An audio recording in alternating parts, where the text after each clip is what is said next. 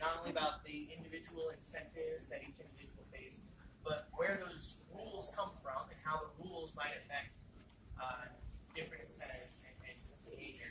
I want to talk about a comment I think you made at the very end that even in the last game, when there was still a little bit of yellowfish, everybody thought, the yellowfish went so fast.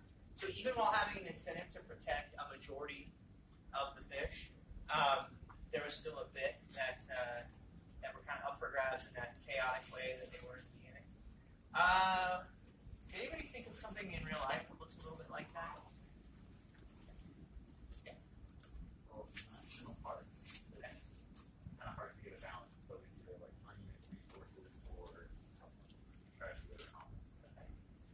So public lands, kind of in general, something I don't have to lecture anybody here on, given the part of the country we're in, wildfires. Right? You see wildfires on public lands at a significantly higher rate, given the amount of land that is public. Right? Because the incentives are different. Now, again, does anybody who manages public lands want wildfires? I can't imagine you're going to meet somebody who's going to want uncontrolled, damaging wildfires on their land that they're responsible for. But being responsible for something as a bureaucrat in a government agency is different than being responsible for something that you own and you completely internalize the cost and benefits of. Right? So that's a difference in structure. That's a little, most of our land, we have a ton of private land in this country, but our yellowfish might be our public land, and sometimes it's different. That happens differently. Is that a case for no public land? Probably not. Right? But it's a case for applying an economic lens and looking as to why might some things be more likely on the land that's more commons versus land that's privately owned. I was going to make the joke. You guys got to it at the end. I was going to make the joke that dead people don't eat fish. Right? Your strategy. We're going to let everyone die off. Right? I don't think Fee's quite ready to take the step yet of actually killing off people during the game. So you exploited a hole in the rules a little bit, right? But certainly you can see in the real world, right? This is real property and real fish. The folks who didn't eat, they're not going to be around to divvy up the fish later, right? The real incentives start to play a pretty big role in how this works. If you have ideas about how we can make the game more true to life without committing crimes, I would very much appreciate that. What else did you guys see in the game about how different rules might affect people's behavior differently? Anything else? Yeah. If there was no rule that you couldn't take it from another pond, would that be our first incentive? Like, let's take from someone else's pond, like that food. Yeah, if she conveniently left out the rule that you can't fish in other people's ponds, you just see. But then you have to figure out, well, how many security guards are we going to have to stay at our pond versus how many foragers? A nice way we can say that. Thieves. Are we going to send out tax collectors? We could call them too. How are we going to divide up those incentives? Would matter. That would get down to some really weird stuff. Like we have a couple really strong people on our team who might be able to stave off the tax, send more of our people out, or are we a relatively weak team? What does that start to sound like to you? Mafia. Mafia? Mafia? Sounds like foreign policy. Yeah, you're not wrong. You're not wrong. I was thinking, going back to, what's that? Anarchy. Man, now you're going to get us going down that path. It reminds me of sort of like tribal living, right? Where every day you wake up and you're afraid that the next tribe over is going to raid your stuff and steal it. So you invest a lot in protection. When you live in a society that runs on those principles, what don't you get? What's the opportunity cost? So if we have to spend all of our time focusing on protecting our basic resources, protecting our life, and building our basic shelter and getting basic food, what don't you have in a society like that?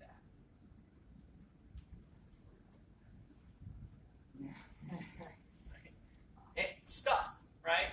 There's a reason why those societies seem to remain fairly poor. Because we spend all of our time and effort taking care of the basics. Nobody has the luxury of going off and building iPhones or going off and giving economics lectures, right? I always say if I lived in a society like that, I would be the first person to die, for sure. Because I would be trying to lecture people on economics, and they would kill me. Because there's no value in that in a society society that's so based on just providing for the basics. The only way we get all of the things we enjoy, the only way this building exists, the technology, all the things we have, is because we don't have to live in that society. So then the question is, why don't we have to? What happened that made it to where we don't have to live in that society anymore? Yeah. Nobody slap me if you're like super libertarians or something, but I'd say government because that's their first job is to keep people safe from enemies foreign and domestic. And so I am super libertarian, and I'm so libertarian that I'm not going to slap you though. I'm borderline pacifist, so. But be careful. I'll come back to that in a second. Teamwork. So, not just government, but people working together. Yeah. How is people deciding that we're going to work together for a common goal? So this is actually getting deeper than I thought, but this is good stuff. One of the big debates I think that people have when they think about humankind and how we're organized is whether it's fundamentally cooperative or fundamentally competitive. And I think the evidence actually is pretty overwhelming that humankind has become a species that is fundamentally cooperative. Right? One person couldn't build most of what we have. Right? We had to figure out how to work together. Now, did we always work together out of the sort of kumbaya goodness of our heart? No. Sometimes we work together with people we don't like. Right? In fact, I actually believe very strongly that one of the biggest cures for things like prejudice, racism, all of that, is more markets, more collaboration, right? More getting things, trading things with people who are different than me. So it turns out that when you do that, a little bit of culture goes back and forth too. We learn a little bit, right? In the tribal days, if you didn't look like me and talk like me and walk like me and sound like me, you were trying to kill me, and I was going to try to kill you first, right? That's not really how it is anymore. Right? So I want to go back to the government point.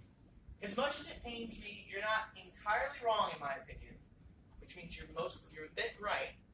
But I want to talk about why you're right. So the argument is that government does something, or some things, that ensure rights and ensure what we're going to call in here in a second institutions that allow us to not have to worry about our stuff getting taken all the time. Don't have to worry about the basics all the time. So we can go out and specialize in other things like making iPhones or economics lectures. Right? That's the overall argument. What do you think? What's your reaction to that? Yeah. If you're getting something for free, there's always a price tag attached to it. So there's nothing free in the world. Nothing is ever free. Yeah, so we could all, I'm sure everyone in this room could probably make a list of things that the government does or tries to do that we find offensive or unproductive at a minimum. Which is, at the end of the day, why I have problems with the answer of government here. Because so far, I think the best experiment to try to limit the negatives of government is the one that we've been conducting in the United States. And I don't think we're doing a great job of it. So I think the question of how you limit an entity with that power is incredibly important question to answer. And society has not churned up a super great answer to that. I think the United States Constitution was a heck of a try. It's still the best idea we've got. But we've also got a long way to go. So yeah. I think what enables society to thrive and have something like that is an agreed upon set of rules. Now that can be enforced through an agreed upon governmental structure, or it could be everybody standing around your blue fish and say, all right, here's what we're going to do. And everybody buys in. I know the legislature didn't pass a law saying this is how you're going to fish. We just worked it out. So I don't think government's the wrong answer. I think it's an example of one way to try to fix it. Yeah, so you fast forward to the point a little bit here, so I'll go ahead and throw it out there. What we're going to try to figure out a little bit today is not only where do certain rules come from that guide our lives, but what works best as a source of what sorts of rules. So if we decide that a rule would be beneficial, that doesn't imply that rule has to come from any specific place. Right? To give you an example, I have seen no instances of violence toward other people, maybe outside the fishing game, which was temporarily allowable, in this room. Raise your hand if the only reason you haven't punched someone in this room today is because you're afraid to go to jail. Now, to be clear, I am afraid to go to jail. I do not want to go to jail. It's probably my least favorite idea. But the thing that in most cases keeps me from being a violent actor has nothing to do with the threat of going to jail. Because quite frankly, I could get away with hitting people sometimes and not go to jail. You could too, right? You don't do it most of the time for reasons, and in a way you can call them rules. Right? Another word is norms, but rules that probably don't come from government. Right? Now, I'm not saying we should dismiss with the rule of don't hit people, right? Like assault and battery is probably a pretty good crime. Good in the sense of it's a thing that should be a crime, right? But I think we have to look deeper than just government to understand how we actually fundamentally cooperate with each other and try to understand where these rules come from. So first, I want to identify a definition for institutions. It's a little long. I'll leave it up on the screen for a second. Because there's a couple aspects that institutions cover. Specific agencies or foundations, both government and private, devoted to collecting or studying economic data, commissioned with the job of supplying good or service as important to the economy. This first one, this term gets used a lot. I want us to remember that for today we're talking about something else. So when you hear economic institutions, a lot of times you'll hear examples like this. If I had a big X to put on the screen, I would put on it, right? We're going to talk about the second definition. Well-established arrangements and structures that are part of the culture or society, like competitive markets, the banking system, kids' allowances, customary tipping, and a system of property rights. These are all examples of economic institutions. Right? So you will hear the word institutions used a lot for the first one. That is not wrong. It's just we're talking about the second one for the purposes of how those generate incentives. Any questions or lack of clarity on that? I think this is not confusing as possible. So let's break apart that second definition. Well-established arrangements and structures that are part of culture and society. So the first one that always comes to mind, right? It's the first one that comes to my mind too. So no fault there, right? And government does a lot of really interesting things. Let's take the property rights example you guys dealt with earlier. In our society, the government, depending on the specific property rights, it would be a different area of government, but the government's responsible for enforcing property rights. So we have a system of understanding, especially for real property, like land, real estate, a property deeding system that says this is yours, which means it is not mine, right? Like if something is completely yours, it is completely not mine. Now we can fractionalize ownership, we get the lawyers involved, we do all sorts of cool stuff with it, but at the end of the day, we have a system of saying the thing that is mine is not yours, and the thing that is yours is not mine, and the government is the organization that deals with that. What might happen in a country where people have a notion of property rights? Like, if I say this bottle of water is mine, everyone's like, yeah, I get it. But the government won't back me up when I try to assert my legal property right over this property. How might that look different? How might people's incentives look different than mine and yours look today?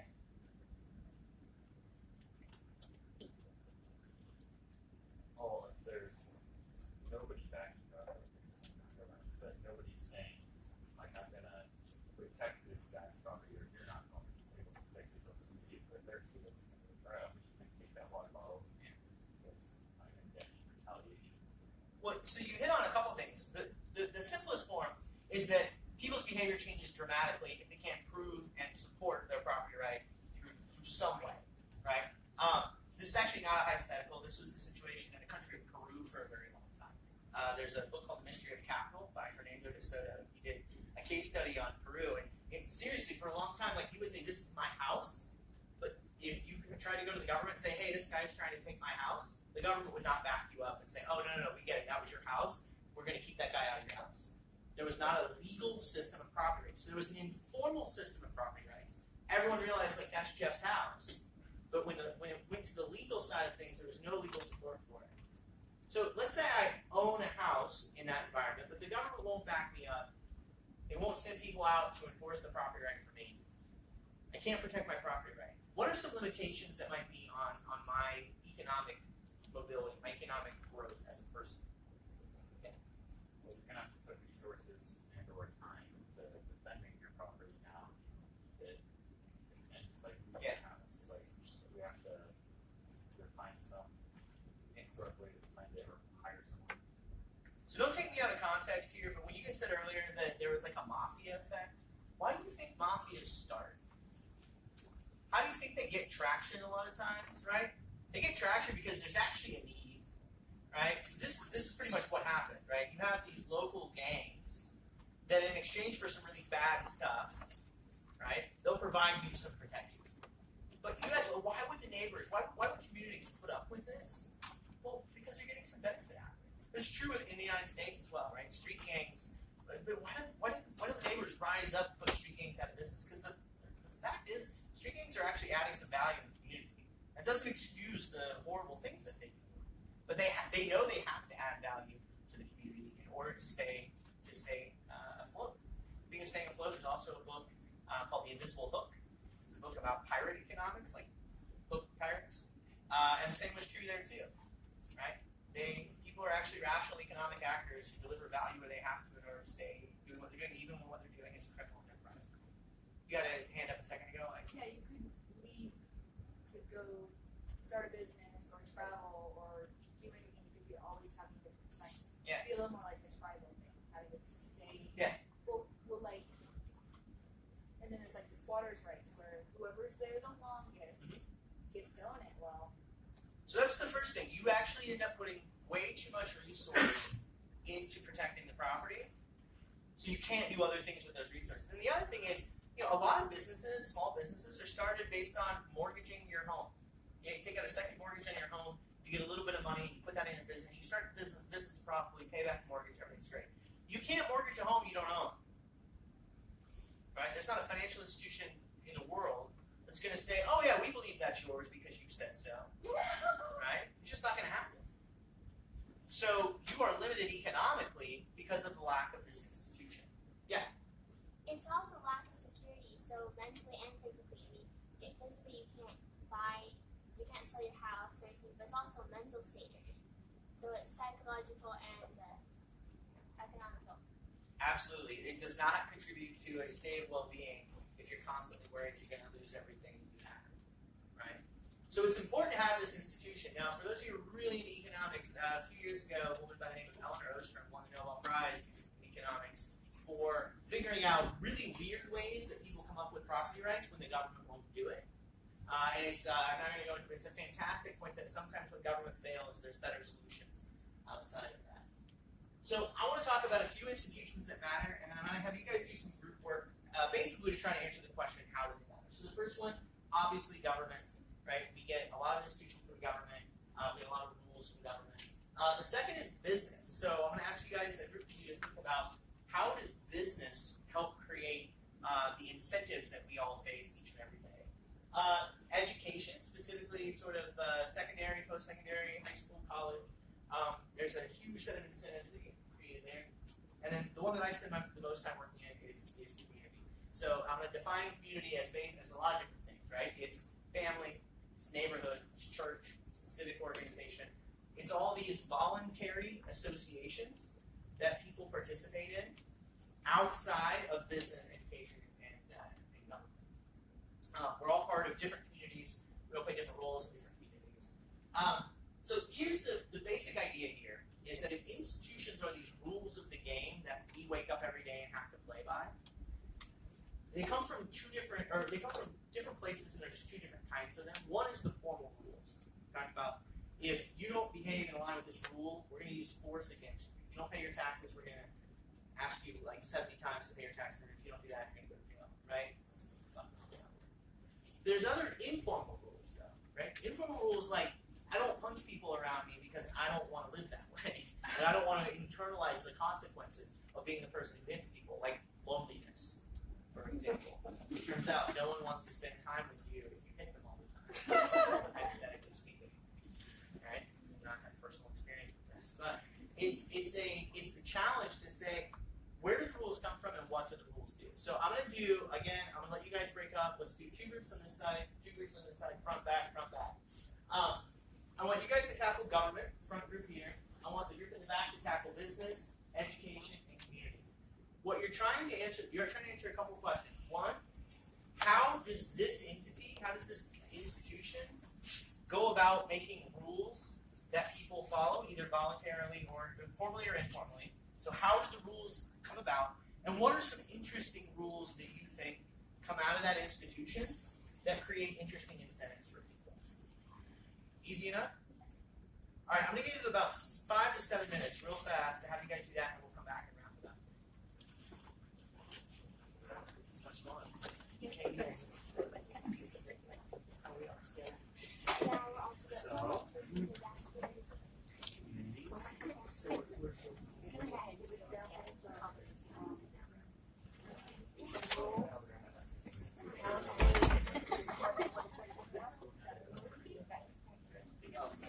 Yeah, how the communities come up with interesting incentives on those. Yeah. You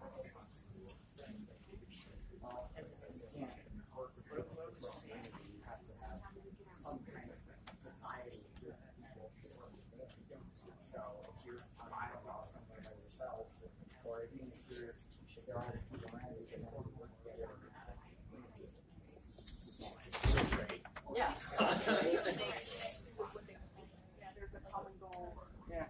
Common goal or values. Right? Like you are going to join a group that has the same values.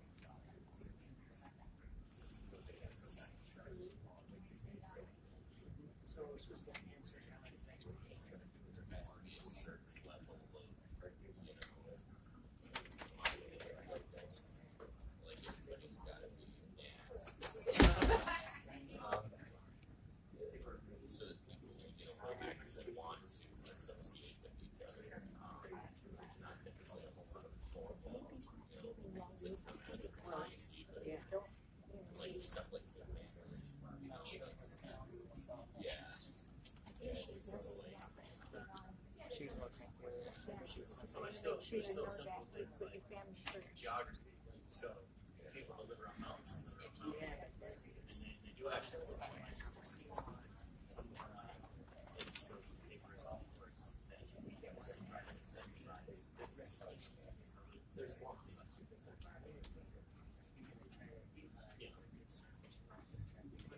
But like say, so our high school group draws from that geographical area, not only points that themselves on money.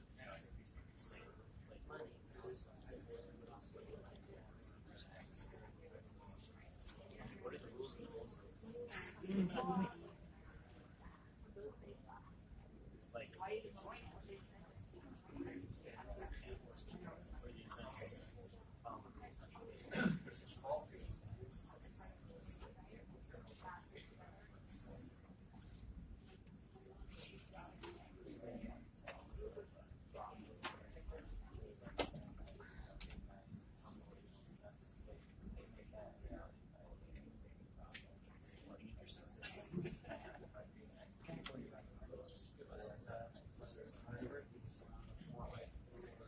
But it doesn't have to be like that. So businesses, like, just by their nature of being a free market, it's instant. You have government that we know communities with services and stuff. Yeah, those people are going to work together. They want to run more business. And that's the building block that all the others want to come out of. So if we took the community of, say, hip hop artists, and one of the informal rules is that you don't sing about rainbows, unicorns, and butterflies, right? Because if you do those things, you're going to be ostracized from the community. Even if theoretically your work matches hip hop. How does business? Yeah, so public shaming, I think, is one of your incentives in any community area. Even as much as like this guy's handy line in the yard, you know, or whoever complains in with the right. Yes.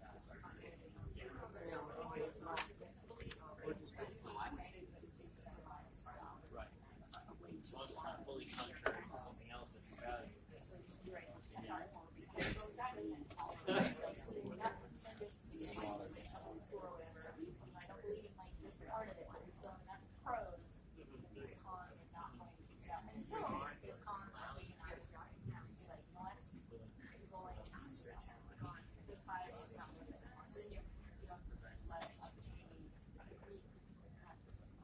sometimes you'll have a group that has hard and fast rules, Yeah. steeped in tradition, and don't change over the years. For example, the Boy Scouts and Girl Scouts. They're not, they're what it was, but there's a lot of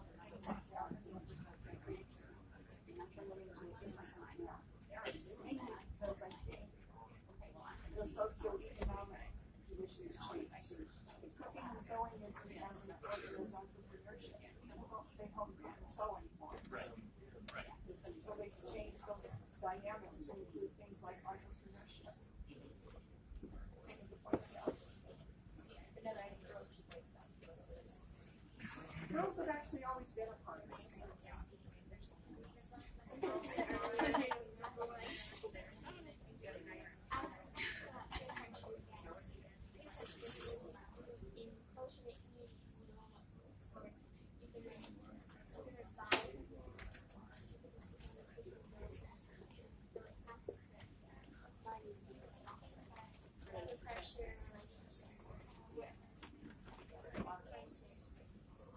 Okay, gang, let's dive in and see what you got. I'm going to save government for last. Just show them their place. Good. Let's go back. Let's start with community. Sure. I think the biggest thing that came to the center of the community thing is the risk of being ostracized, as far as the incentive to follow the rules. The rules we came up with were very widely varied depending on what community you're talking about, but that was kind of, I think, our interesting incentive was the risk of ostracization. Yeah. That's a word. So I'm going to hit this one pretty hard. This is where I spend a lot of my time.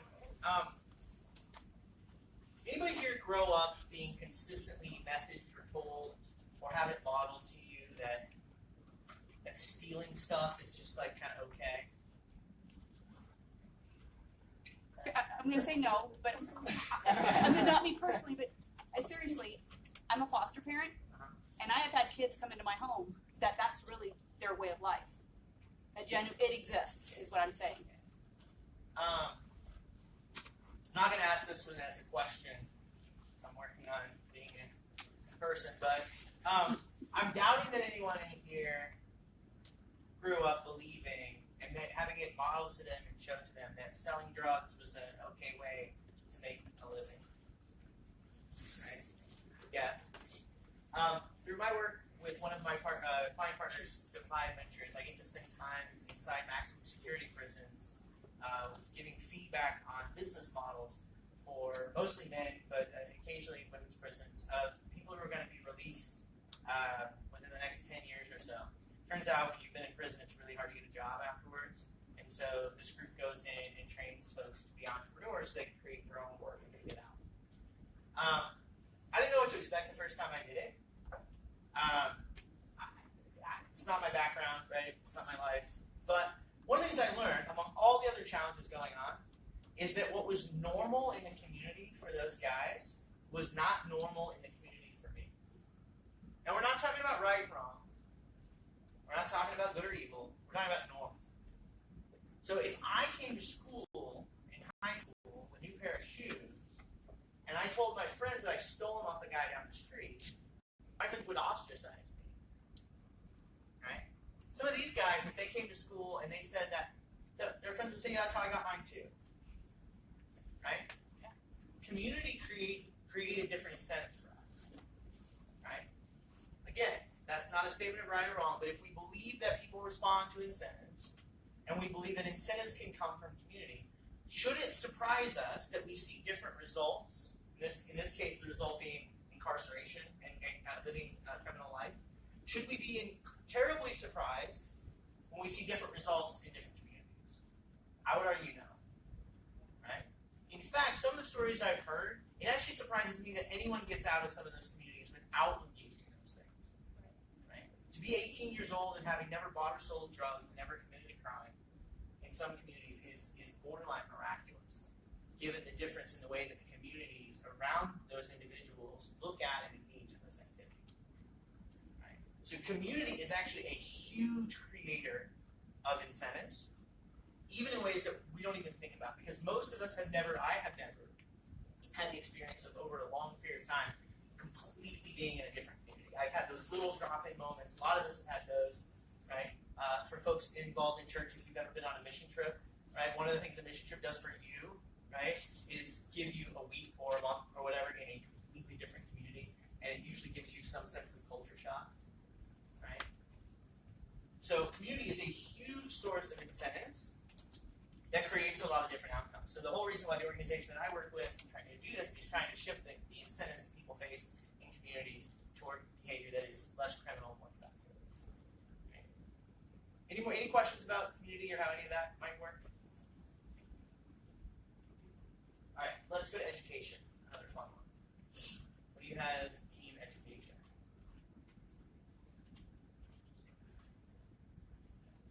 Other than forgetting to nominate a spokesperson. It's a problem. Everyone does it. We just decided that there's different rules on the type of education, public versus private, and for those going from being educated for kind of public, there's incentives of maybe attendance or grades versus learning material and being able to do something. So a lot of times, with different experience, you could be more motivated to get an A in the class versus kind of doing multiplication tables, remembering how to pass the test. Right. And versus, so there could be bad incentives that way for, as you're taught, if you have a good teacher that teaches you well, and it could be both public or private,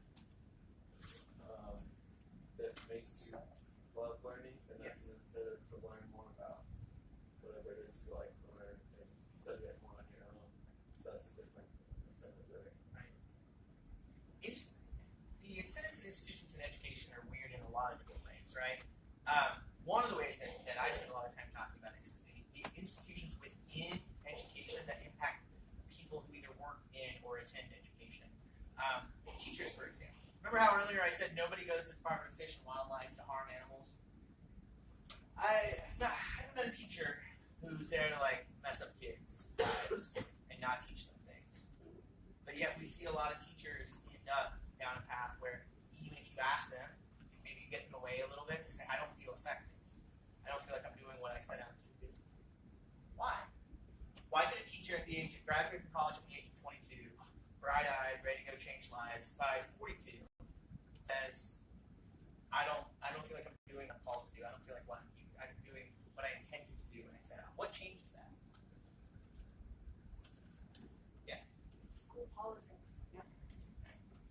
Which is a form of an institute. Yeah. Yeah. Some of the rules try to create sameness and homogeneity, right, within the population.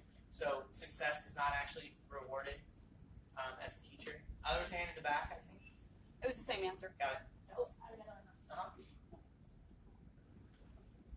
Sorry, lots of experience in different kind of schools, but also on the other side, the parents are not on your side sometimes even.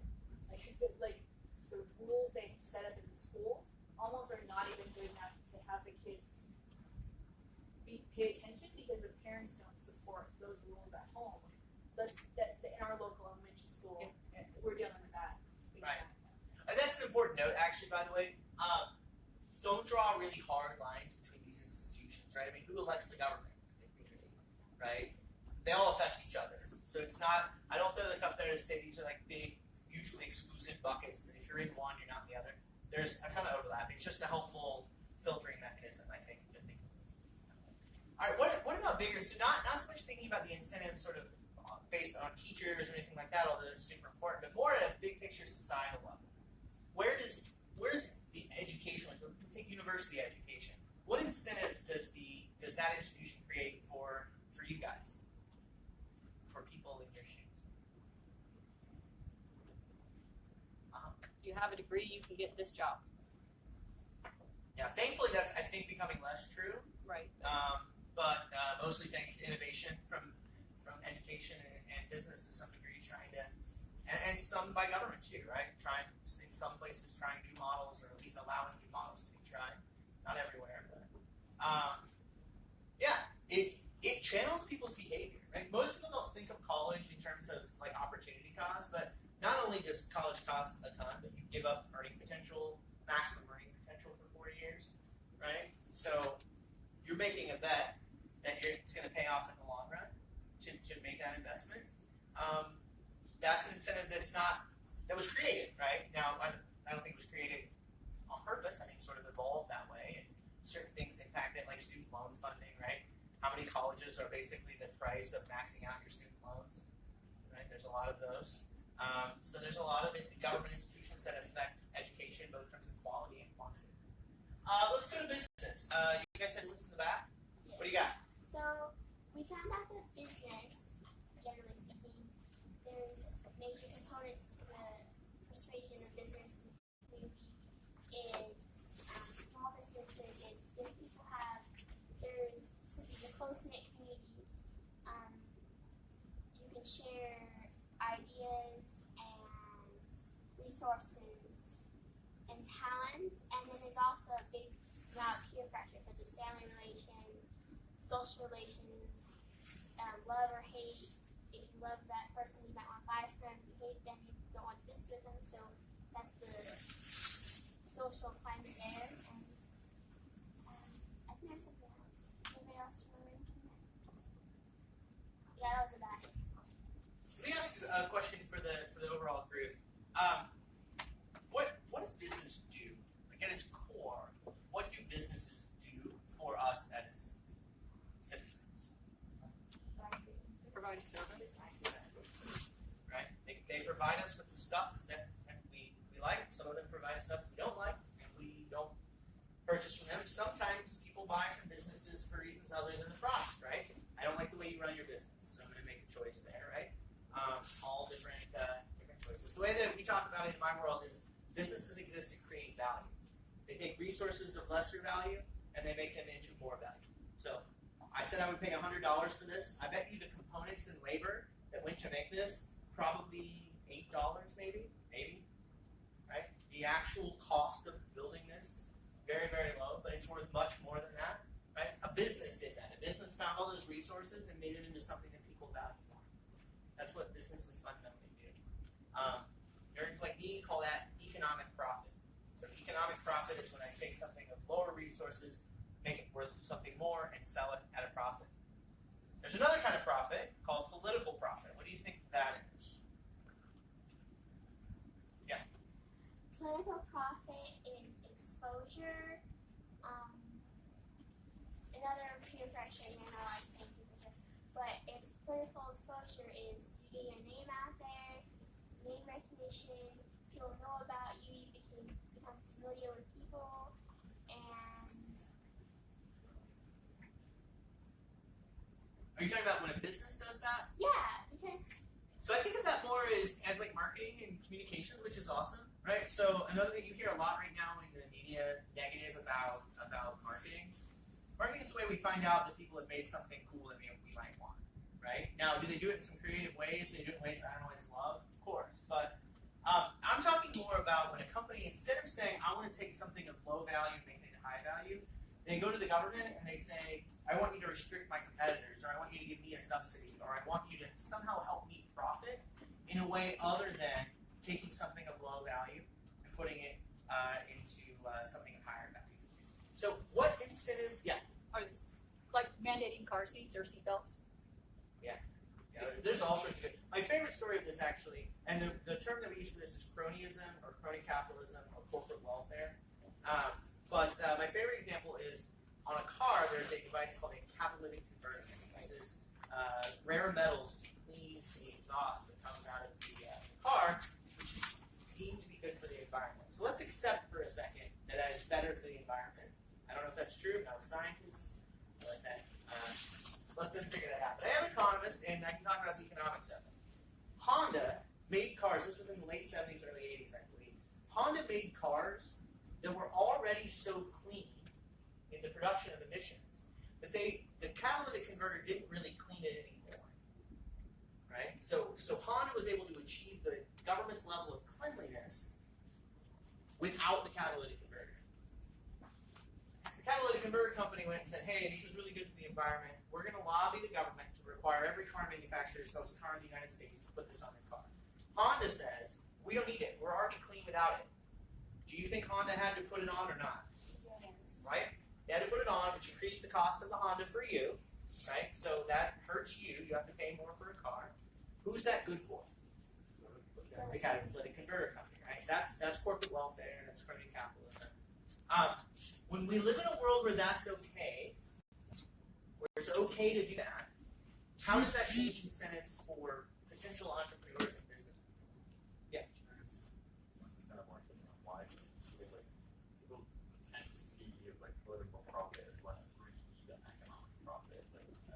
Yeah, which is so weird, right? Yeah. Like there's like this weird moral good in it. It's like, no, you stole money from people, but it's considered good, right? Whereas giving you something you want and you giving me money for it, which seems purely voluntary. I can't force you to buy my car. I can't put that is deemed worse. So there's certainly some cultural stuff here. But how does the world look different, and I would argue worse, when entrepreneurs and business people face incentives to seek this kind of profit?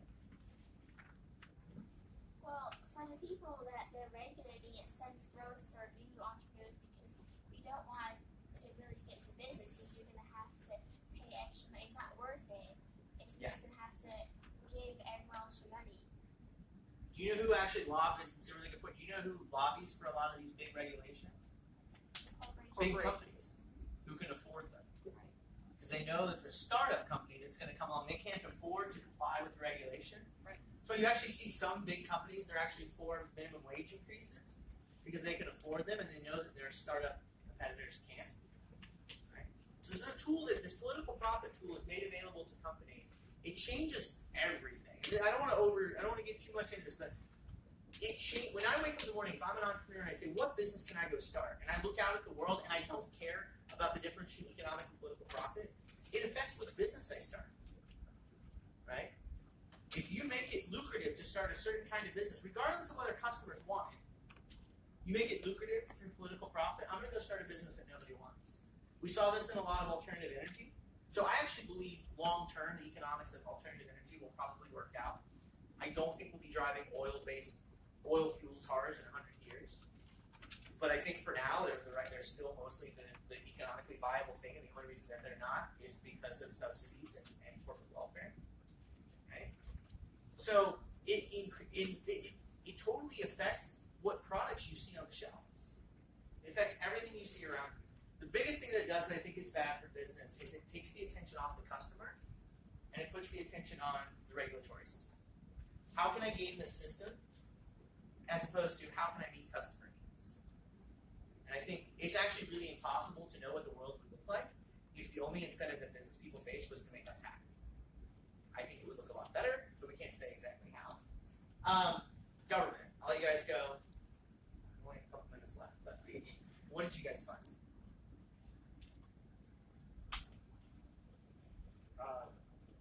We talked about where the laws come from, laws and regulations.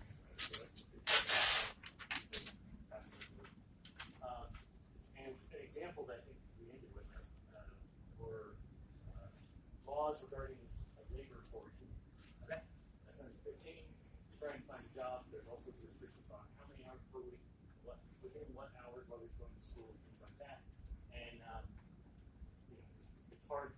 The employers have no incentive to take on someone for a first job because you're like, hey, you're a nice kid, but I can only do 10 hours a week, 2 hours paid.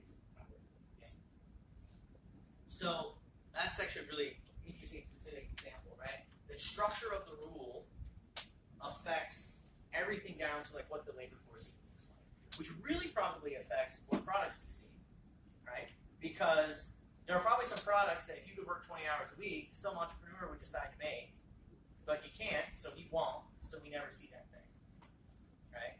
And that's kind of if we really start taking this stuff seriously, those are the kind of conclusions that we end up with, right? Is that the world is, the options we see as consumers, as educational consumers, as people who work in businesses, the jobs that exist.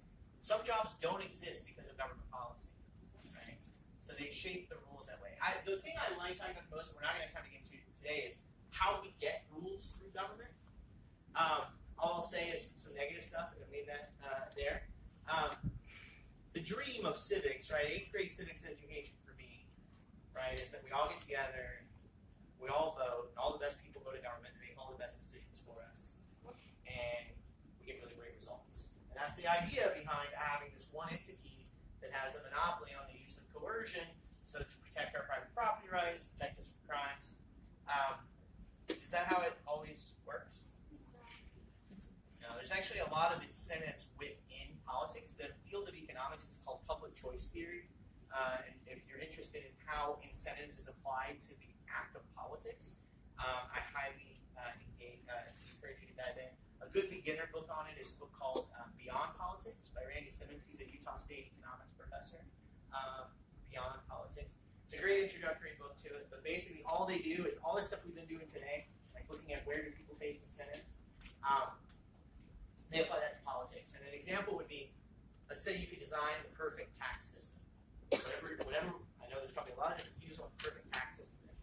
You take the perfect tax system, the most fair, equitable way to fund government, only the essentials, and then you ask yourself, what are the chances that would ever make it through the political system? Basically, the chances are zero. Right? You're never going to have, it's not just that we don't know what the perfect tax system would be, but the individuals involved in government face incentives not to pass that ideal system.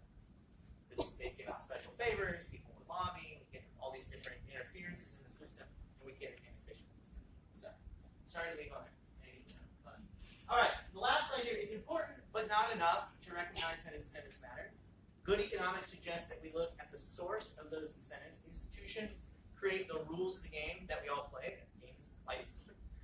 We should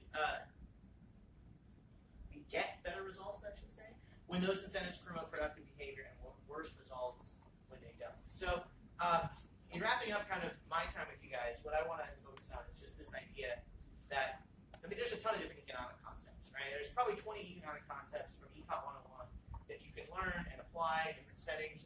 Jason mentioned opportunity costs earlier.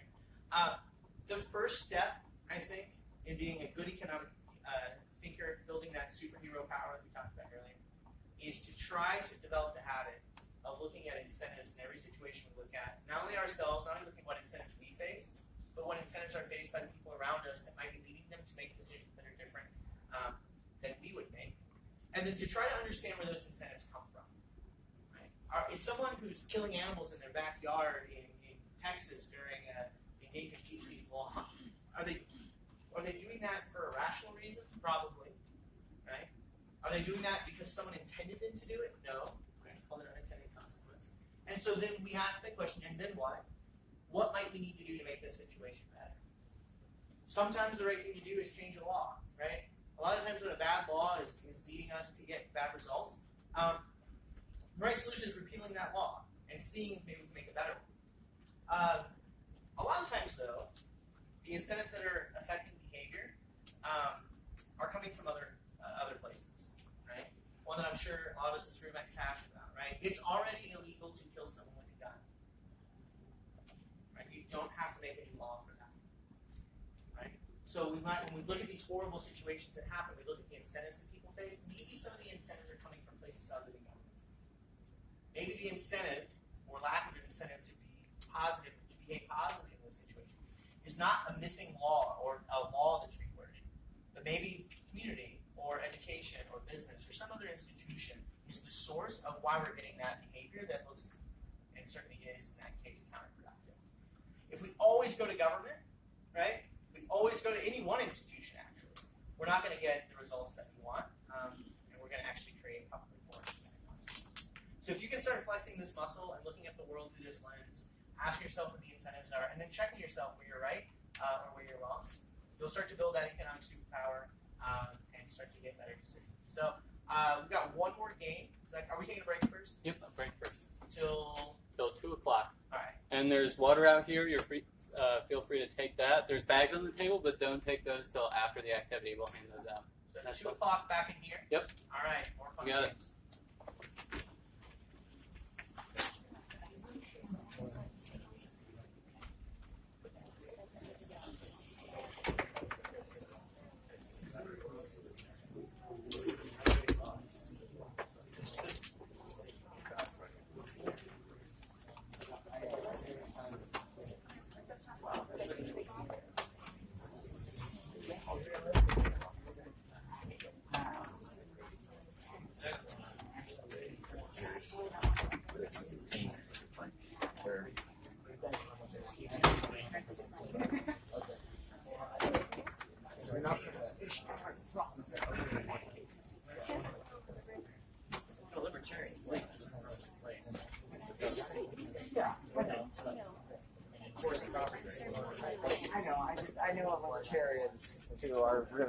Well, let's not cater to that.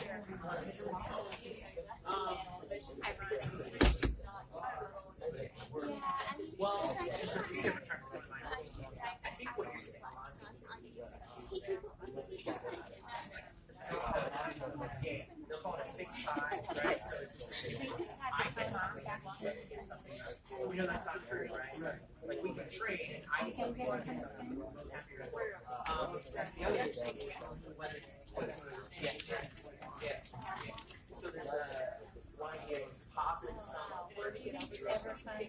The zero sum game.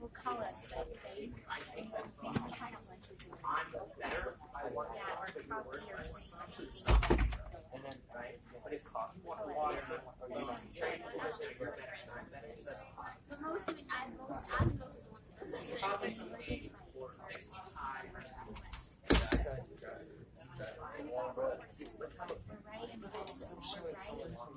Yeah. But I think the biggest thing that falls so Oh, there you go. For there to be a winner, there has to be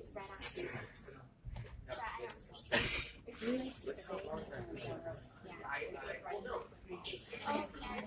For them to be right, there has to be just as much wealth in the world today as there is now.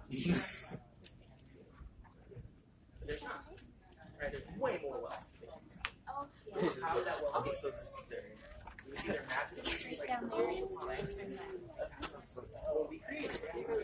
I don't pass that every episode. Yeah. But yeah, that's the killer argument. Okay, so you're telling me that all this wealth You can walk out and is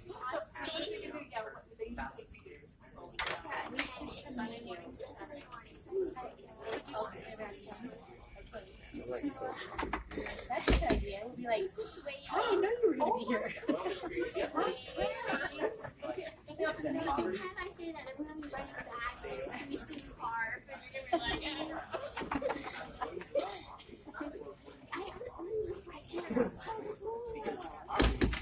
I feel bad every time I walk past those houses.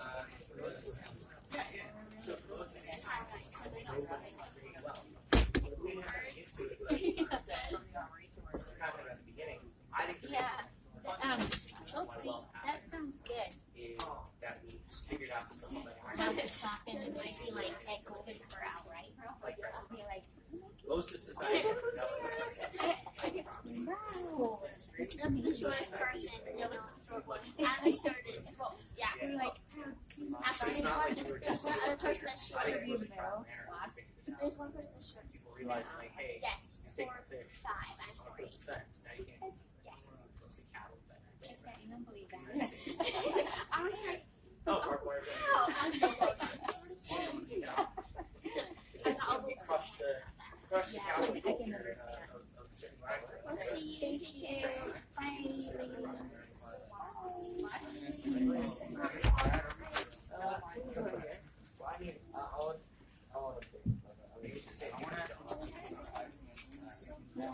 Yeah. Perfect, but I want to make it a little, create a little bit more like the other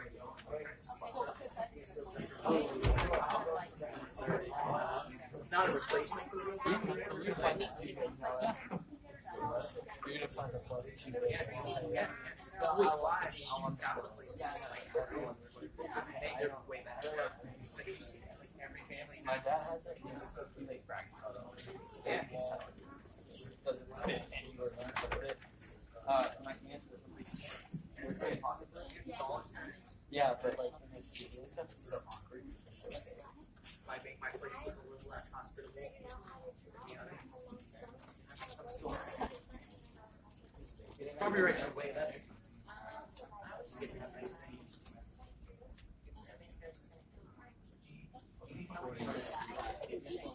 So she has a I mean, I'll be curious. the one beside. Yeah, I might be actually. If you get yeah, I've done a lot of it.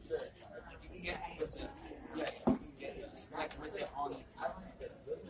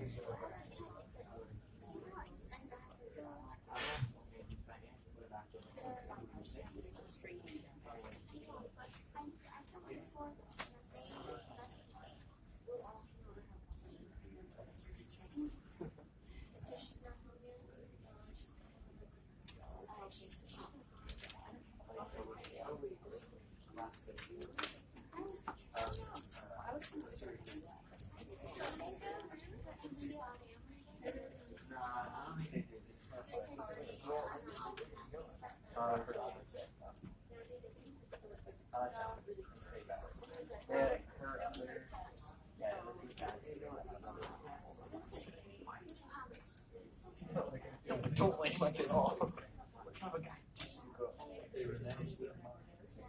Come on. No.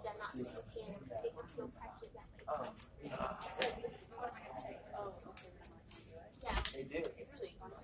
Well, it's like your dad. Like, it's still their dad. No, I don't think I think Penny likes your dad a lot because they go hunting all the time. Claire, no, like, I know, that's what I think.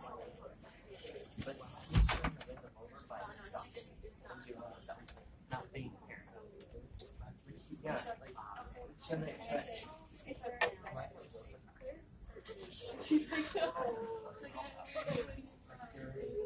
No.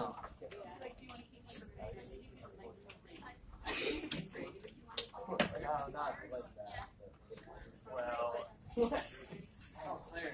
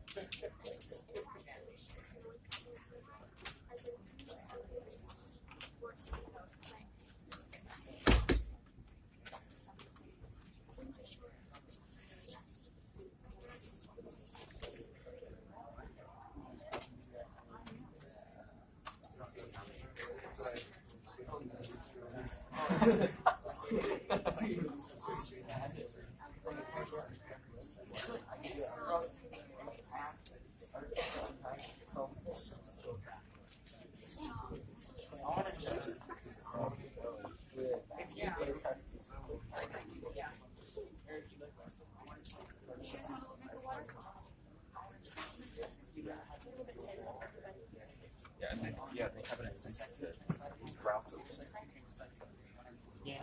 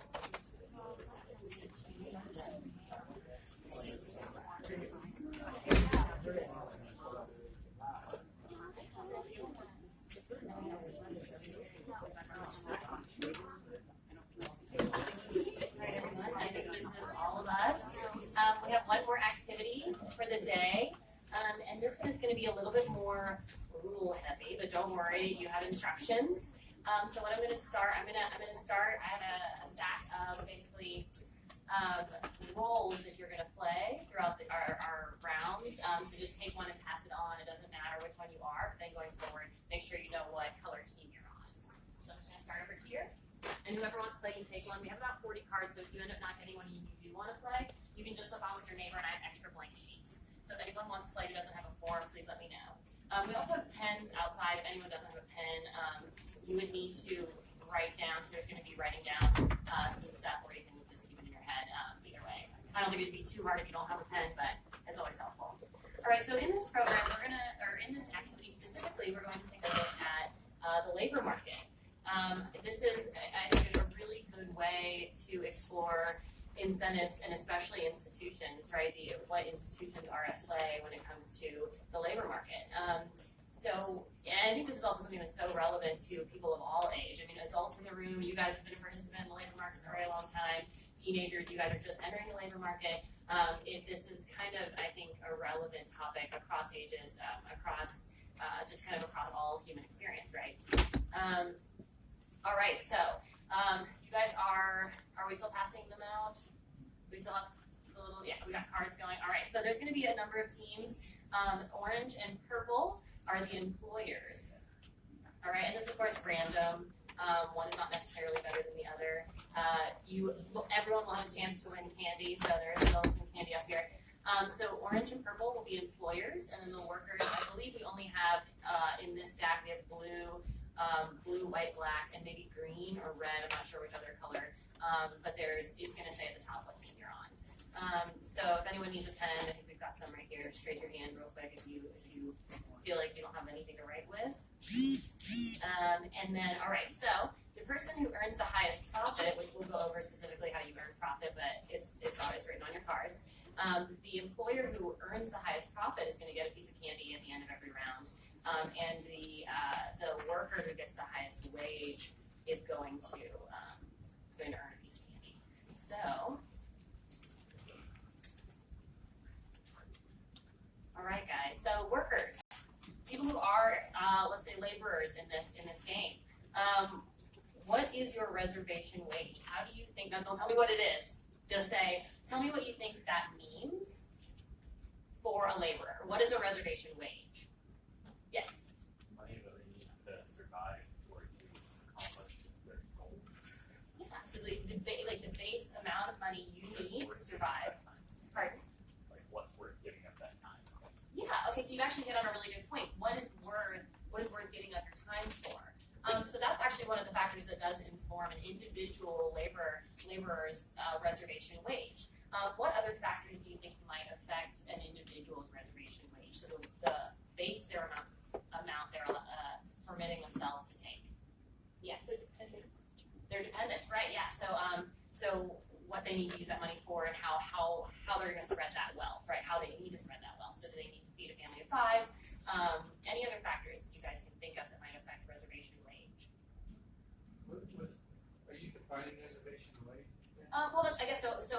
Reservation wage is the base amount that you're willing to take to survive, right? That's what we perceive it as in this activity. But I was curious if you guys thought what might affect that. What informs that for you as an individual? What's the base amount you're willing to take and why? Any other thoughts? Yes. Outstanding debts. Outstanding debts, right? Yes, absolutely. How far do you have to travel? Okay. Yeah, because that's a cost that you are expending is travel. Absolutely. I think that another good example. So you had mentioned that it's what you could be doing with that time. Is it worth your time to do this activity? So what are some other things you could be doing with your time? Hanging out. Producing your own food. Producing your own food. Yeah, so there are reasons that we use our own time. It could be leisure time. It could be self-employment or self-subsistence. You feel like you could get more on your own than going to the labor market and exchanging your labor for something. So that affects your reservation wage. And then also sometimes, the amount of wealth that you are experiencing, which changes over time. So, you know, you could have savings and you're like, I don't like my job, I'm gonna leave my job. And so your reservation wage is low because you have things in savings. And then as that decreases, your reservation wage decreases. Yes. And then if you are the primary caregiver of your dependents, if for me to go to the job and make a certain amount, plus I'm paying daycare, that's huge. Yeah, so the cost that it may not be worth it to you to go to work. The reservation wage has to be higher than the wage you're willing to pay somebody to watch your kids, right? All right, so that's what a reservation wage is. So you guys all have those. If you are a worker in this activity, you're going to have that. You need to keep that a secret because when you go to the labor market, much like you would in an interview, you don't want them to know what the base amount you're going to take is, right? You want them to give you more so that you can make a profit, essentially, or you can get more than you think you really need to survive. So if you were in a job interview and somebody was asking you, what do you want to make? I don't know. It depends on kind of how you guys play the game, or not play the game, but how you guys would do in a job interview. But I would typically say a little higher in case they try to, decrease it a little in that negotiation. So just try to keep that a secret throughout the activity, and as we go through the rounds. All right, so employers, you're also going to see the revenue you're going to get from a laborer, and that's going to be per laborer. And then you want to make the highest amount of profit, which is revenue minus cost, right? So the cost is going to be only labor in this activity. All right, so any other questions before we begin? We're going to do a 5-minute round of trying to get laborers and employers to make an agreement together. So the only rules that you guys need to keep in mind is that stick to whole numbers so that we're not doing, $12.50 or $12.06. Or not $12.50, sorry. Because I think there are 1250. Just try not to make it too specific in terms of the numbers. And then when you guys, when you do come to an agreement, so if you are an employer and you guys find a laborer that you want to work with, just come to me and I'm going to put it in the registry. So we know, who's got employers or who's got employees, and then how much you guys are paying them, and how much kind of what the overall wage is of the group. If you are a laborer and you choose to be unemployed, you also need to register so that we know how many people are unemployed in this activity. And again, you may choose, if you don't find someone that's willing to pay you enough, you may just choose that depending on your reservation wage, it may not be worth it to you to work. All right. All right, guys, let me go ahead and put the timer on. And you guys can now, so again, this is an open exchange, so you guys are open for trade for the next, I'm going to say, 4 minutes.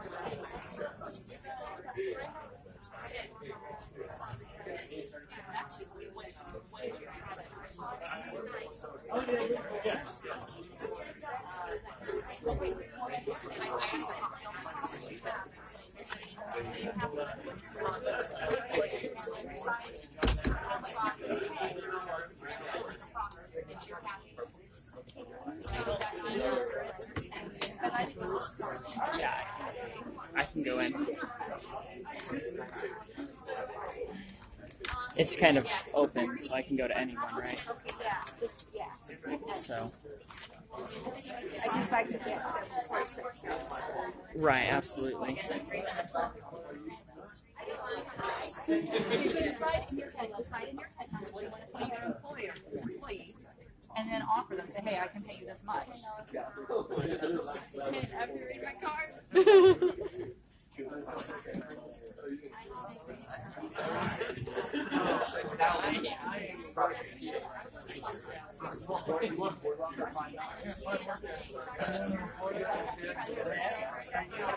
an employer. Oh, I need a job. I work for $12. Everyone have a job? Of course it sounds, man. I'll be there right early tomorrow. Could you all Sure, yeah.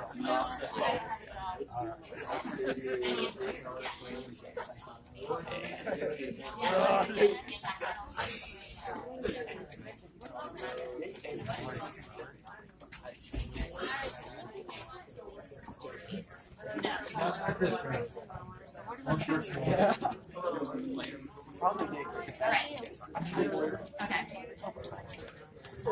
You're orange, Ben, gotcha. And then who are you employing? I am employing. So 1, 2, 3. Pardon? What color? Black. Oh, okay, I got you. Yeah, I got it. I got you on there. an interview. All right, wonderful. Okay.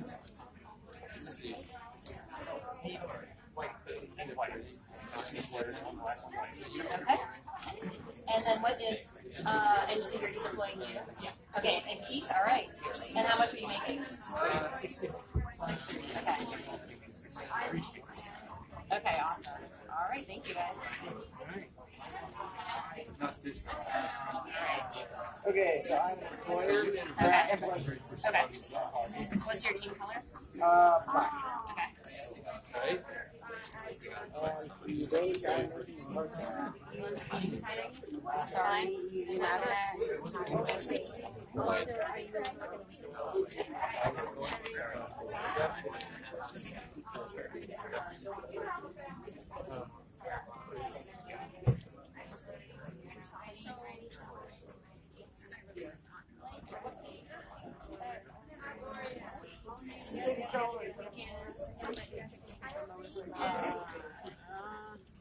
Hey guys, what's going on? Oh, you're on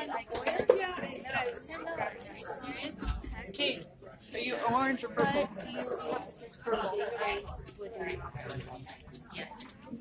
White. Okay. And I'm employed by Monet for $10. $10? All right. Josiah. Okay. Employed by Nathan on the purple for $13.50. 13.50 cents?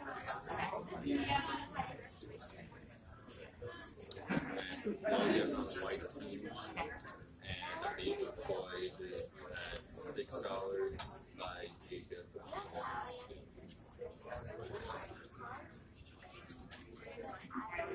Alright, so I'm employed by Nation Purple Fence. Well, you guys. $12. All right. And what's the other color?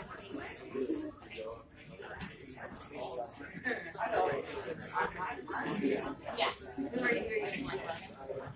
What are you employing at? And what's your team color? Oh, I'm white. Okay. And then how much do you make? Well, I'm making All right. And then what's your team color?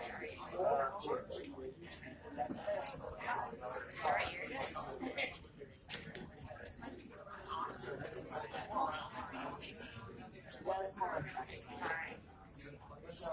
Are you an employer? I'm an employee. Okay. And what do you make? Oh, wow. All right. What's the range? Orange. Wait, you're orange? Black.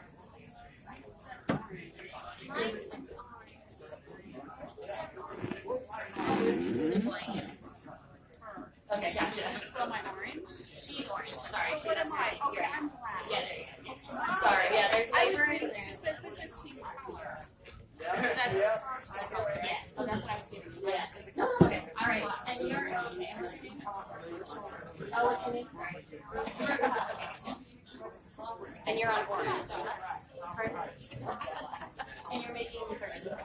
Oh, 15. All right. Okay. And I'm team. What's your name? Wait, do you have your name right on your bar? Don't worry. Okay. And what, your blue? Yeah. All right.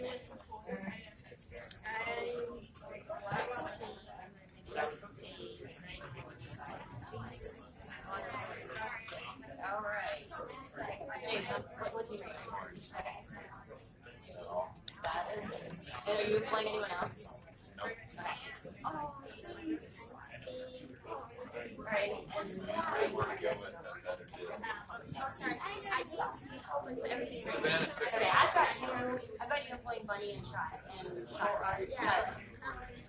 Alright, you're good.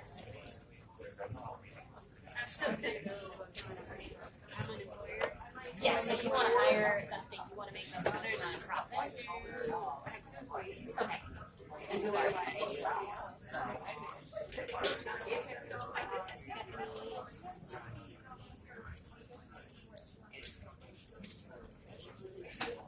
And Ethan?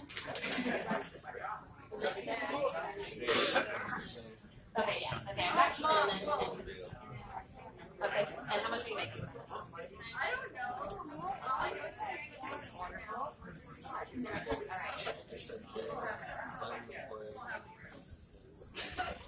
Olivia, Wait, Jason's your not that big. Bad Jason. Other Jason. Okay. Okay, I'm gonna put Jason on. And then what's the last name? Right. Right? Okay. And what team are you on? What color is Jason? And how much time have you done? Alright. Alright, if anyone is out. Alright, Jason.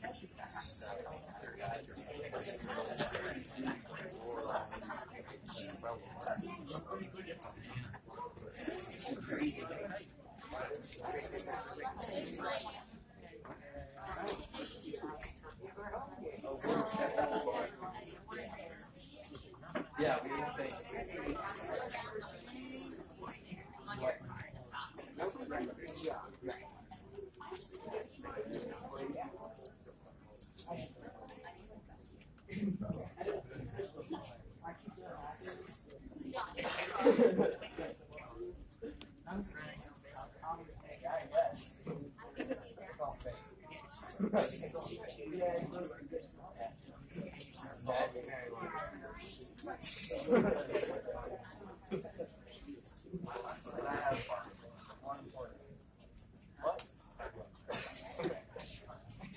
Okay, so $1.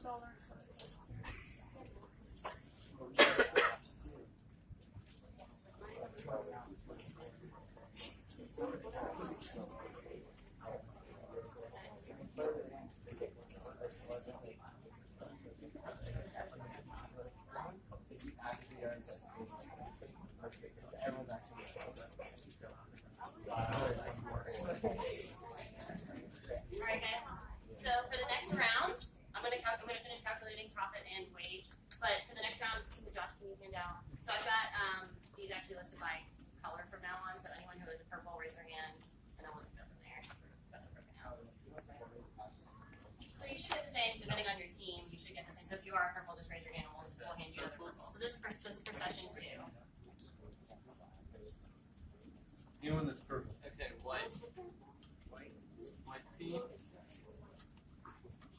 Purple. White. Thank you.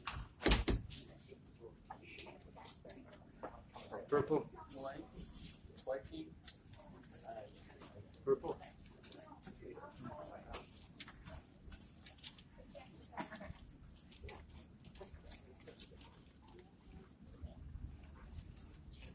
Any other purple? Okay, black team.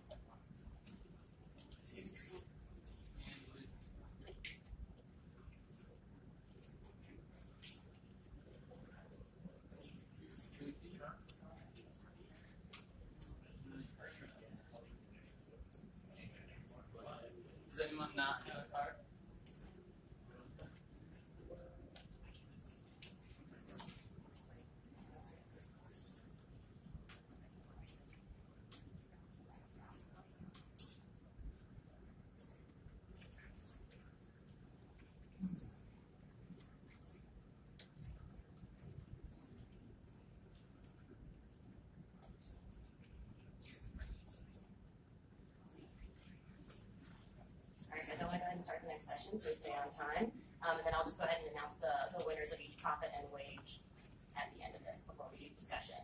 All right, so the next session. All right, so in this session, instead of having just your reservation wage as the guiding force for what you would take as your minimum, right, the minimum amount you as an individual laborer would take, we're gonna have a legal minimum wage of $15. So you absolutely have to, as an employer, you have to pay $15 to your employee. And you as a worker, even if your reservation wage is $5, you have to take $15. All right, so you will not work for less than that. You can't legally work for less than that. All right, so for the next 5 minutes, let's see if you guys can trade. And anyone who, again, so it's similar, it is exactly the same as it was before, but so if you plan to be unemployed, just let me know, or if you actually find someone who's willing to employ you, then come up to us and let us know. Yes? Is it true that an employee here can only have 2 employees, or is it specified? It should say on your card, but what do we have in terms of this session should only have, how many slots does it have? It has 2, so then you should only be able to hire 2 people. Does that make sense?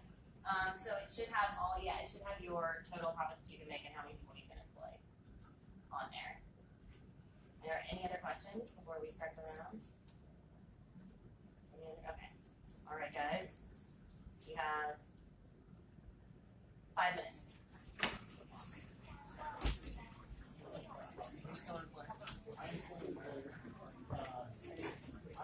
Good job. Sorry. Oh, I'm sorry. What's your team?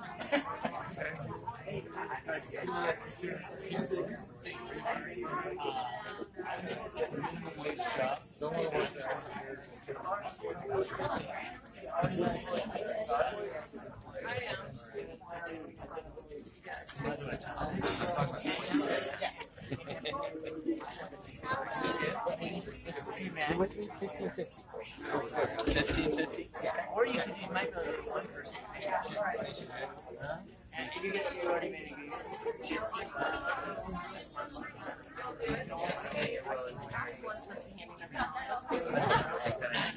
Let me just grab it. I'm going to grab an extra piece of paper for you, and if you find another book, there's at least another person in the room, check and see what theirs said.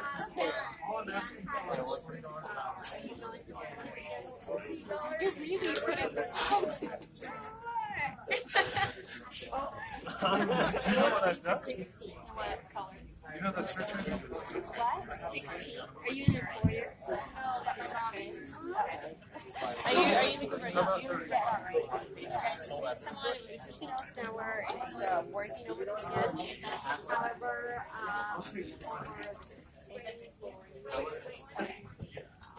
Oh, we're paying for $16.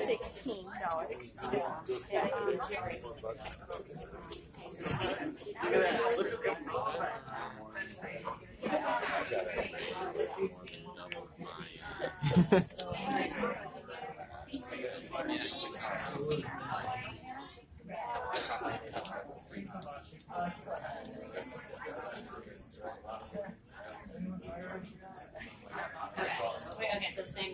Perfect. Okay, gotcha.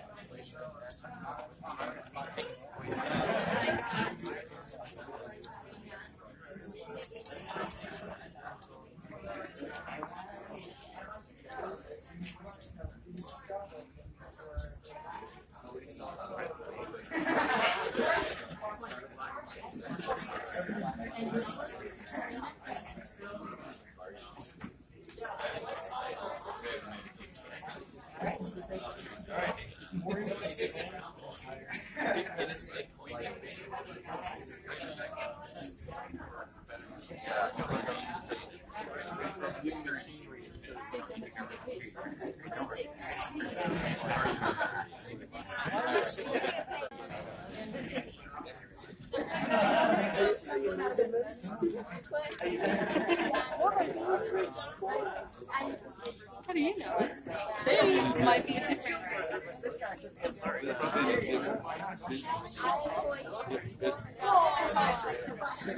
If they said there was orange, blue, purple. But like blue and orange and purple. I just know how to get a better. I'm in the very You want to catch?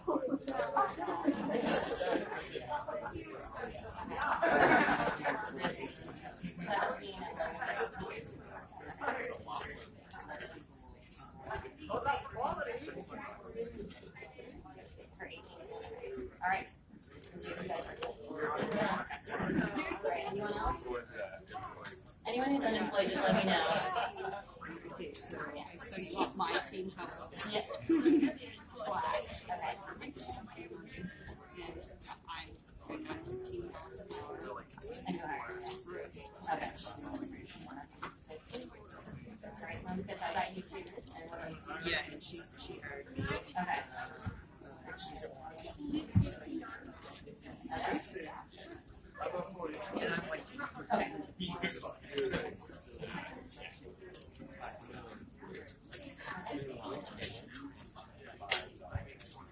Is she hired?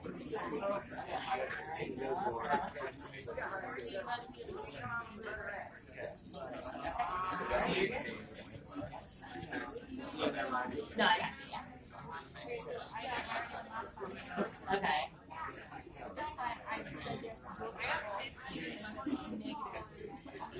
That's that? That's that? Yeah. Mm-hmm.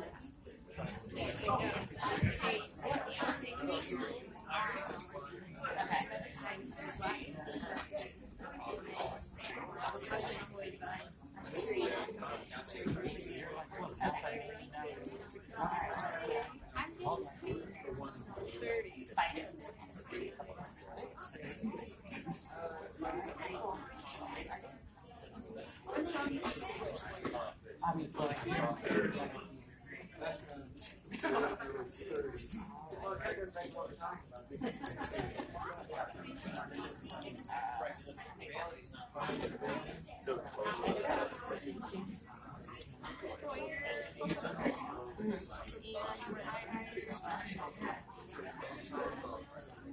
Okay.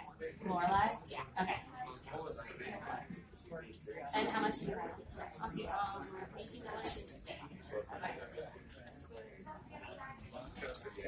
Alright, I got you.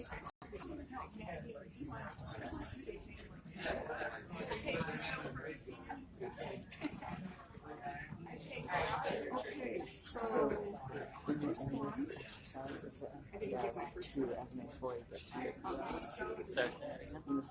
as an employee is unproductive. You know, I I'm doing it. I'm really clever. I'm just thinking more about the minimum, and you can't get one employer share, so you get two different ones at half the cost, and that works out for the employer too. You should bring that up in the discussion. the second job was $15 an hour. $15 an hour. I think she could. Right, you have to, I think she got No, it. I got you. Oh, interesting. And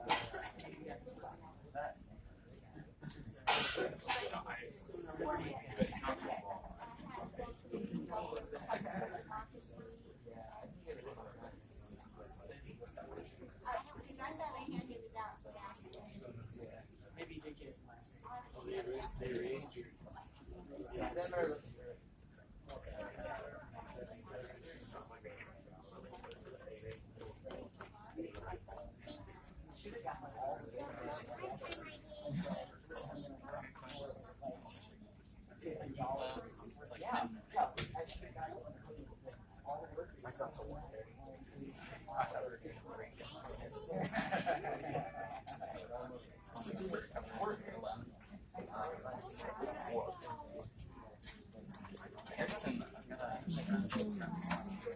guys, I just want to make sure that anyone who chose to be unemployed in the first round, raise your hand if you chose to be unemployed in the first round.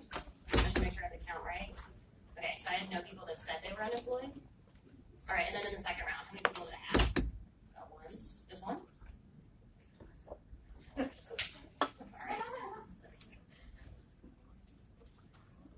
Alright guys.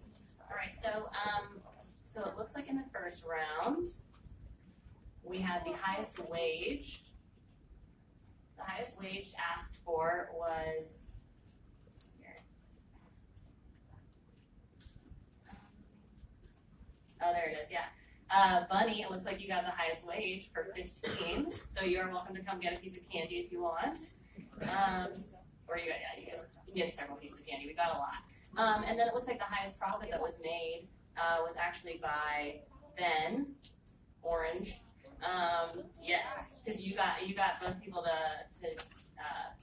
their their wage was $6.50 each, which was pretty impressive. All right, so you also get candy. And I just wanted to point out that the average wage in the first round was $9.75, and then in the second round, which we only experienced unemployment of one individual,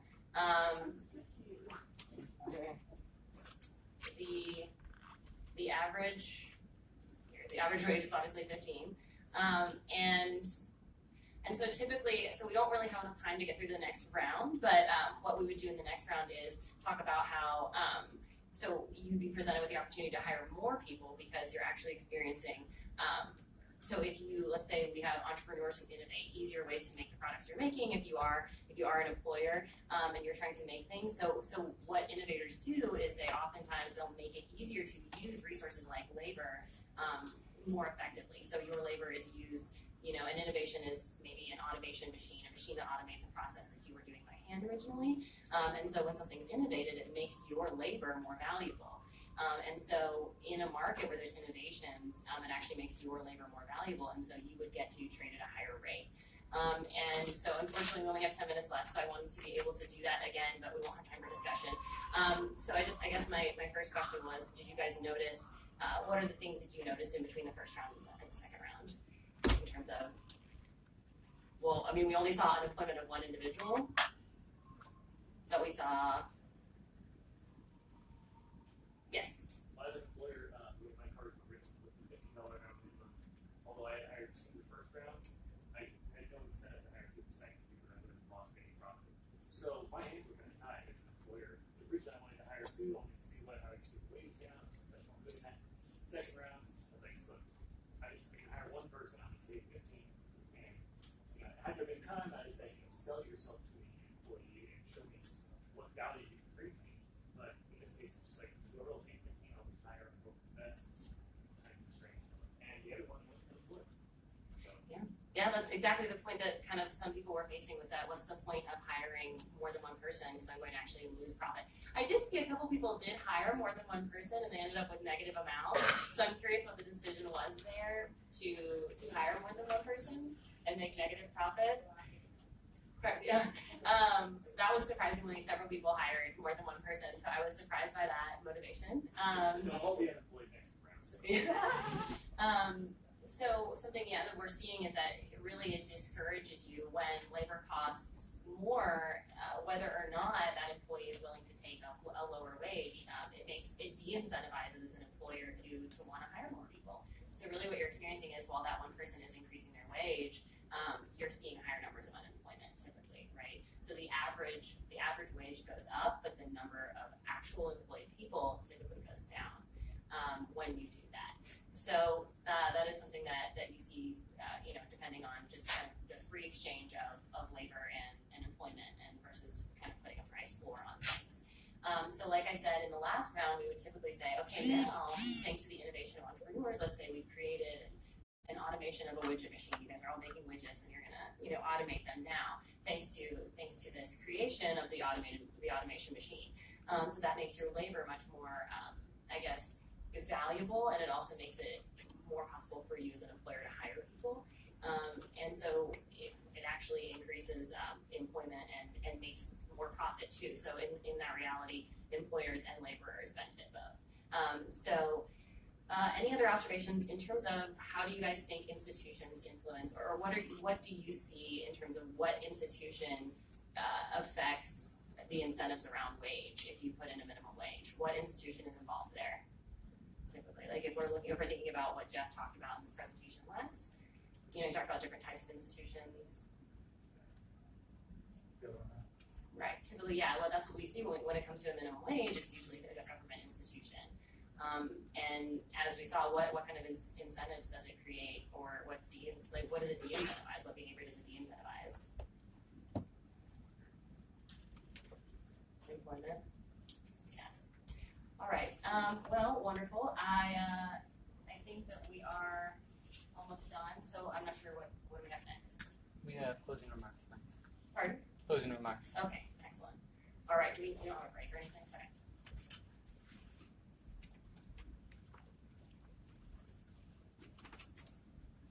I think it's bad, and it did incentivize because you have less employment, less people wanting to work, less product, less new innovation for newer product, less quality of services. Yeah, so it decreases productivity, in a sense, not productivity, but decreases, it decreases the employer's incentive to hire and continue to make.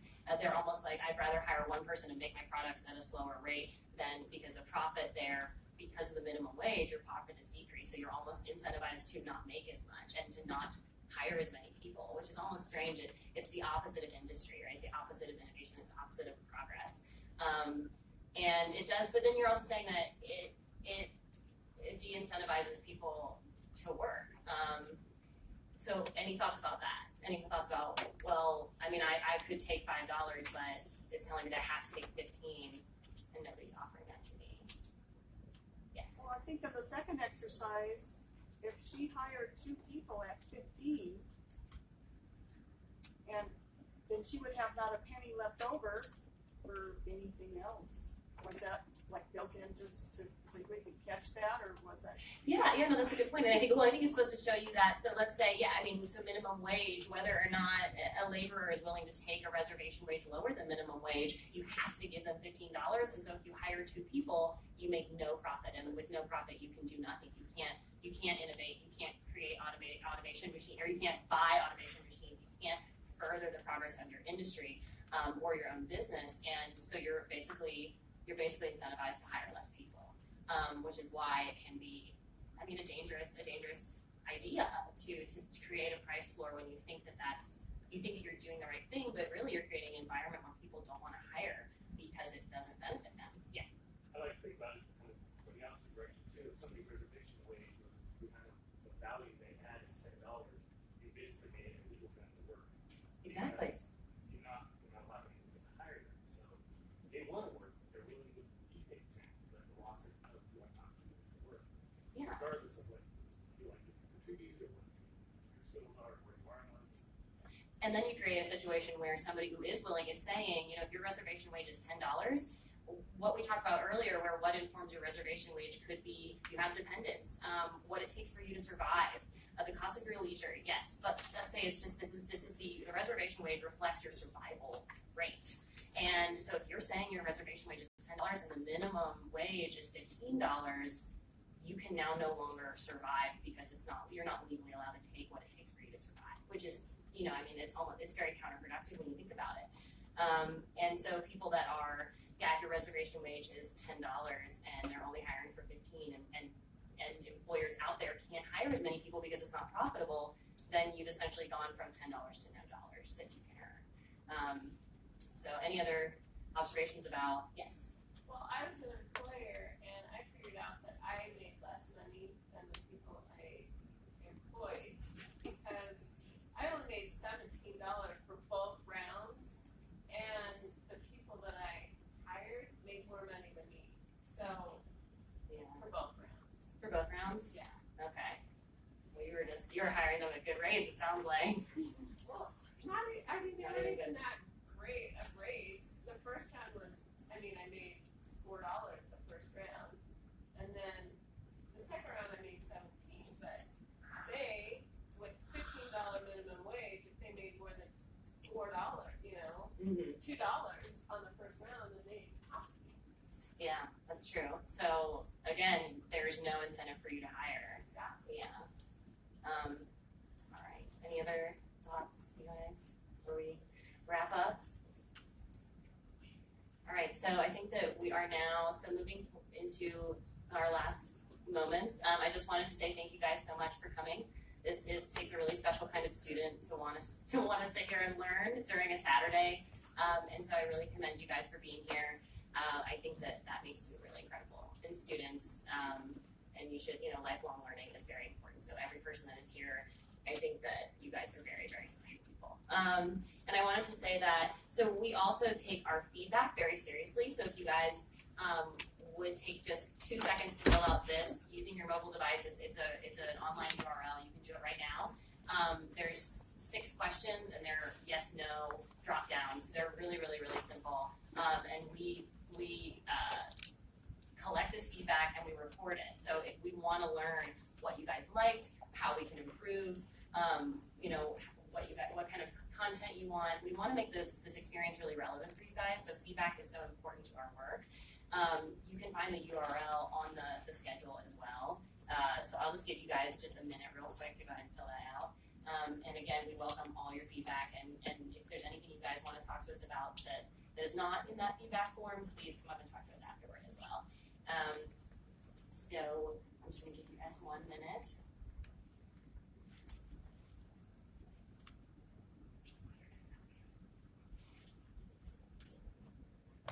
And again, this information makes all of these programs better. So every time we get feedback, I think that it definitely improves this experience for the next group and the next group. So I can't stress enough how important this is to us and what we do. Alrighty, and we have extra schedules out on the table if you guys want to grab one of those just for the URL on your way out. Alright, so just a little bit of background about what FEE does as we wrap up. So FEE does seminars, much like this one. We do one-day programs. We do them at college. We do them for high schoolers. We do them in school. We do them on Saturdays like this.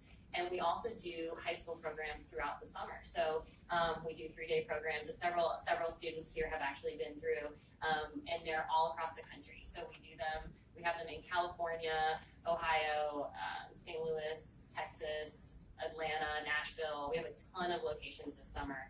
So please check out our seminars at fee.org. And we have a ton of scholarships that we love to give away. So this essentially can be, so for travel, tuition, we can make this essentially cost-free for you, and we want you guys to attend.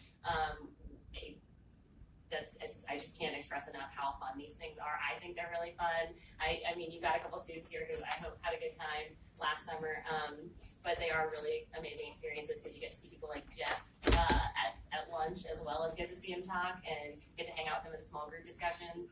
So we have really dynamic speakers like Jeff, and we do a lot more activities. So I think it's a really cool experience for anyone in high school, and that's ages 14 to 18. So anyone who's interested in that, check it out.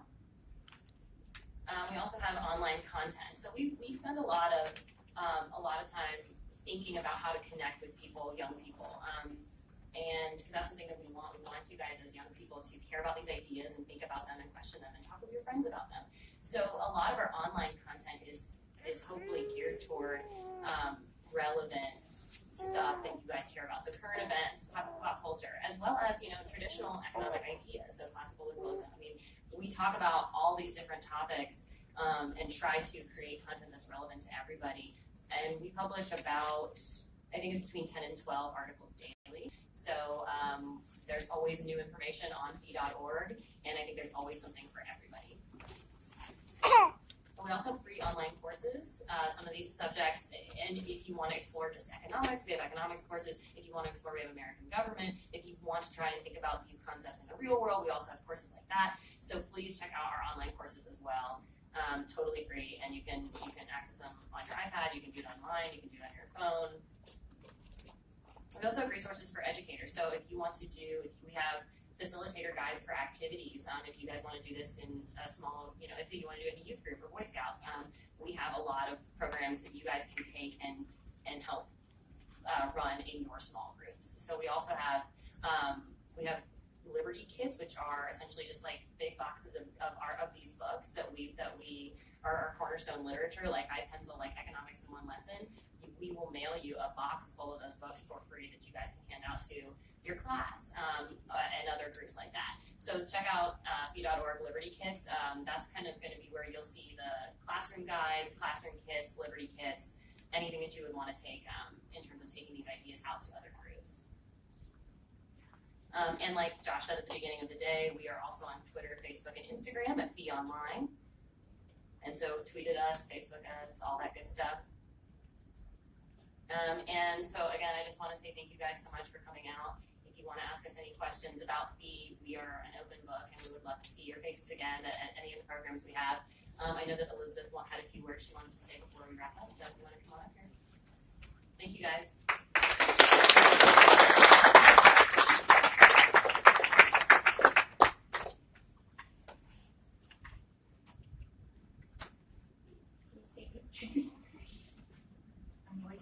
Things are always too long. Did you guys have a good time today? Let's give them another hand. I just wanted to, how many of you found out about today's event from our emails that we sent out? And who did not? Who's new? Who did not find? Anybody? I think, right? And then I think a couple left too. Okay, so what we're trying to do is we are putting on more things like this. We're working with Fee, and then when Fee can't be here, we use the Fee materials. We have been going into the schools too. In fact, we've been doing that for a couple of years, where we actually go into the schools and do take the classroom. Some of the government school teachers have had Alan and I teach their classes all day long. So sometimes we do 6 and 7 classes. So if any of you have schools, homeschool co-ops, or anything that you want any of this information and some of the other things that we do, please let us know.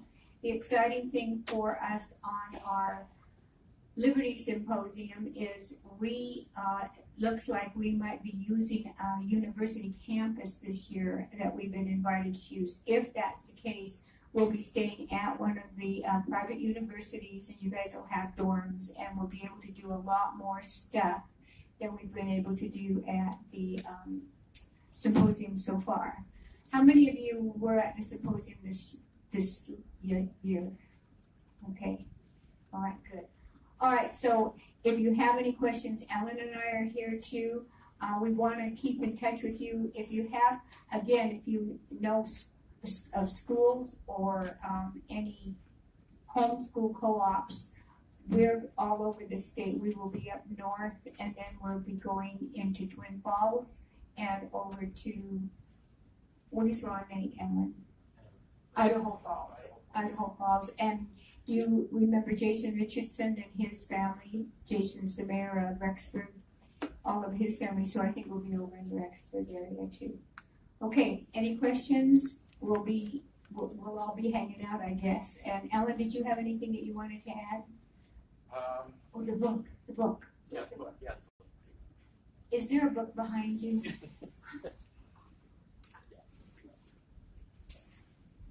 If you don't have this book, we got permission from Walter Williams, who wrote an essay that we have been handing out for about 5 years now on whether we're a republic or a democracy, because that's one of the things Ellen and I hit hard.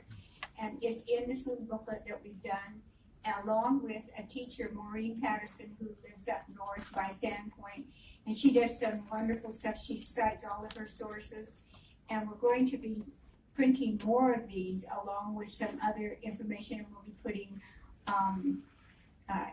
email addresses and websites for places like Fee and you remember Mark Hurst, Center for Self-Governance, and some of the other things that we're involved in. So if you didn't get one of these, let me know and we'll make sure that you get one.